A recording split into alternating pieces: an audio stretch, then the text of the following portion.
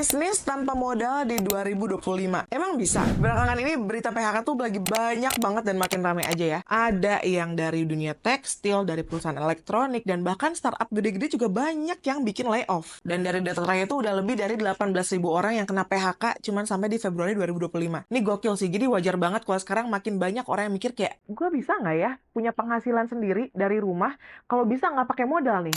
Nah, sekarang tuh banyak banget berseliweran informasi di mana bisa kok bisnis tanpa modal. Dari mana? Dari produk digital katanya. Produk digital itu adalah jualan sesuatu yang nggak ada bentuk fisiknya, tapi bisa lo bikin dan lo jual berkali-kali. Mantap! Kayak ebook, template desain, kelas online, webinar, rekaman webinarnya, sampai akses ke komunitas juga bisa lo jadiin produk digital. Dan kelihatannya enak kan ya? Bikin sekali bisa dijual terus. Nggak perlu gudang, nggak perlu kirim-kiriman paket. Tapi kenyataannya tuh nggak seindah itu, bro.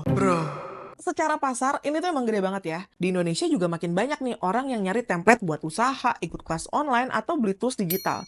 Jadi memang demand-nya tuh ada banget nih. Tapi yang orang suka kelewat tuh biaya di balik layar. Bisnis digital itu emang nggak butuh ruko, tapi tetap butuh modal. Cuman bentuknya aja yang beda. Contohnya ya, kalau misalkan lo mau bikin ebook, lo harus punya desain. Desain lo bisa aja pakai Canva gitu ya. Bisa yang gratisan ada dia. Tapi hasilnya ya gitu, lo nggak bisa pakai elemen-elemen premium, fontnya juga terbatas, dan kelihatan kayak template banget gitu desainnya nggak seru. Dan kalau lo pengen desain lo kelihatan lebih profesional, lo harus update ke Canva Pro. Biayanya tuh kurang lebih 95 ribuan per bulan, dan terus lo bisa bikin video promosi juga dong. Pasti nggak cuma desain ya kan.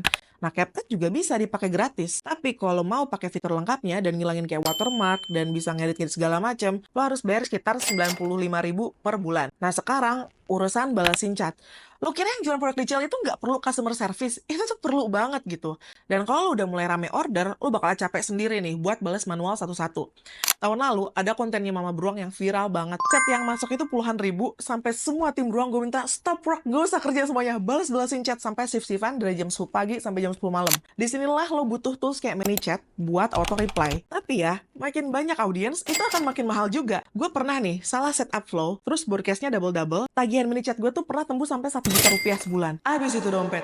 Aduh. Terus lo mau jualan lewat mana lagi nih? Masa ya lo kasih link Google Form doang? Lo butuh landing page yang proper. Lo juga butuh pembayaran yang proper juga. Nggak bisa cuma transfer aja nih sekarang. Kalau di Indonesia, biasanya tuh platform landing page itu ada Link dan Tribelio. Link itu lumayan simple ya buat naruh link produk dan lo bisa masukin payment. Tapi kalau mau branding yang fitur lengkap, lo masih langganan 100 ribu rupiah per bulan. Plus ada biaya potongan per transaksi itu 3%. Nah kalau Tribelio, dia emang lebih mahal nih. 398 ribu per bulan yang biasa gue pakai. Tapi lo bisa bikin komunitas, ada fitur membership juga, dan lo bisa pilih sesuai dengan kebutuhan lo aja gitu ya. Tapi dia ada biaya potongan juga per transaksinya, tapi cuma 1%.